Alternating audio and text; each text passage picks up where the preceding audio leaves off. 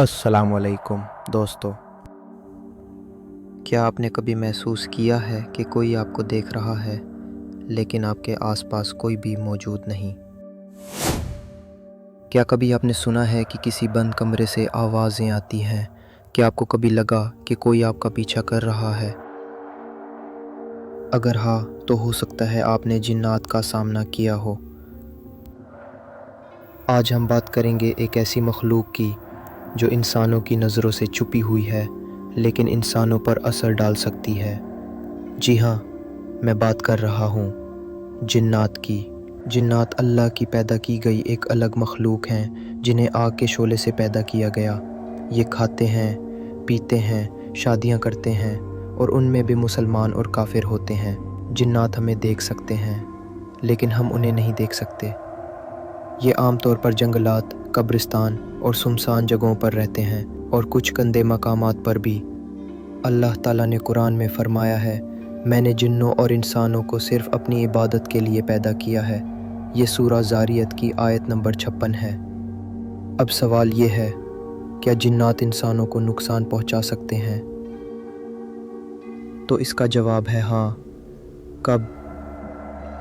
जब इंसान उनकी जगह पर बेअदबी करे, जैसे बगैर बिस्मिल्लाह पढ़े बैतुल खला में जाना या वीरान जगहों पर शोर करना, पत्थर फेंकना या मजाक उड़ाना। कभी कभी लोग काले जादू के ज़रिए जिन्नात से काम लेने की कोशिश करते हैं, लेकिन वो ये नहीं जानते कि वो जिन बाद में उनकी ज़िंदगी बर्बाद भी कर सकते हैं। कुछ लोग ऐसे भी होते हैं जिन पर जिन्नात काबिज़ हो जाते हैं, यानी पोजेशन। उसकी अलामत क्या हो सकती हैं? अचानक चीखना, बेहोश हो जाना, गुस्से में चीज़ें तोड़ देना या बार बार डरावने ख्वाब आना। जिन्नात ज़हनी तौर पर भी इंसान को कमज़ोर कर सकते हैं। वहम, शक, दिल का घबरा जाना, ये सब उनके असरात हो सकते हैं। तो क्या हम उनसे बच सकते हैं? बिल्कुल बच सकते हैं। इस्लाम ने हमें मुकम्मल हिफाजत का तरीका दिया है। आइए इन बातों को याद रखें। नंबर एक, हमेशा वज़ू की हालत में रहने की कोशिश करें। वज़ू सिर्फ नमाज के लिए नहीं होता, ये एक रूहानी ढाल है। जब इंसान बावज़ू होता है तो शैतानी मखलूक उसके करीब नहीं आती।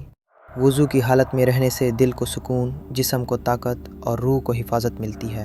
नंबर 2, हर काम से पहले बिस्मिल्लाह पढ़ें। चाहे आप कुछ खा रहे हों, घर में दाखिल हो रहे हों या कुछ चीज़ उठा रहे हों, बिस्मिल्लाह आपके हर अमल पर अल्लाह की रहमत ले आती है और जिन्नात इस अमल में दखलंदाजी नहीं कर सकते। नंबर 3, जब भी बैतुल खला में दाखिल हों तो दाखिल होने से पहले ये दुआ ज़रूर पढ़ें, अल्लाहुम्मा इन्नी अऊज़ु बिका मिनल खुब्सी वल खबाइस। इस दुआ का मतलब है, या अल्लाह, मैं तेरी पनाह मांगता हूँ नापाक जिन्नात, मर्द और औरतों से। बैतुल खला ऐसी जगह है जहाँ जिन्नात की मौजूदगी हो सकती है। इस दुआ से आप ख़ुद को इनके शर से महफूज कर लेते हैं। नंबर 4, रोज़ाना सूरतुल बकरा की तिलावत करें या कम अज़ कम घर में चलाया करें। नबी करीम सल्लल्लाहु अलैहि वसल्लम ने फरमाया, शैतान उस घर से भाग जाता है जहाँ सूरतुल बकरा पढ़ी जाती है। ये सूरा घर के माहौल को पाक करती है और जिन्नात, जादू और शैतानी असरात से महफूज रखती है। नंबर 5, हर फ़र्ज़ नमाज के बाद आयतुल कुर्सी ज़रूर पढ़ें। ये कुरान की सबसे अजीम आयत है। नबी सल्लल्लाहु अलैहि वसल्लम ने फरमाया, जो शख्स हर नमाज के बाद आयतुल कुर्सी पढ़ेगा उसके और जन्नत के दरमियान सिर्फ मौत का फ़ासला रह जाएगा। और ये आयत आपकी ज़हनी, जिस्मानी और रूहानी हिफाजत का किला है। नंबर 6, रात को सोने से पहले तीनों कुल यानी सूरत इखलास, सूरत फलक और सूरत नास 3-3 बार पढ़ें। फिर अपने दोनों हाथों पर दम करें और पूरे जिस्म पर ऐसे फेर दें जैसे नहा रहे हों। ये तरीका नबी करीम सल्लल्लाहु अलैहि वसल्लम की सुन्नत है। ये अमल जिन्नात, हसद, जादू और हर किस्म की बुरी मखलूक से हिफाजत करता है। याद रखें, जिन्नात से डरने की ज़रूरत नहीं है, डर सिर्फ अल्लाह से होना चाहिए। अगर आप अल्लाह के ज़िक्र में रहते हैं, नमाज पाबंदी से पढ़ते हैं और कुरान को ज़िंदगी का हिस्सा बनाते हैं तो कोई जिन, कोई साया आपका कुछ भी नहीं बिगाड़ सकता।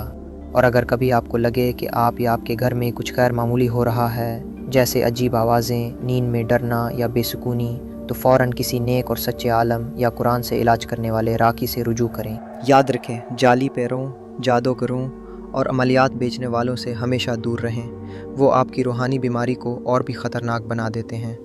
اگر یہ ویڈیو آپ کے لیے فائدہ مند رہی تو براہ کرم اسے لائک کریں، اپنی رائے کمنٹ میں ضرور دیں اور ہمارے چینل کو سبسکرائب کرنا نہ بھولیں تاکہ ہم آپ تک مزید مفید اسلامی ویڈیوز پہنچاتے رہیں۔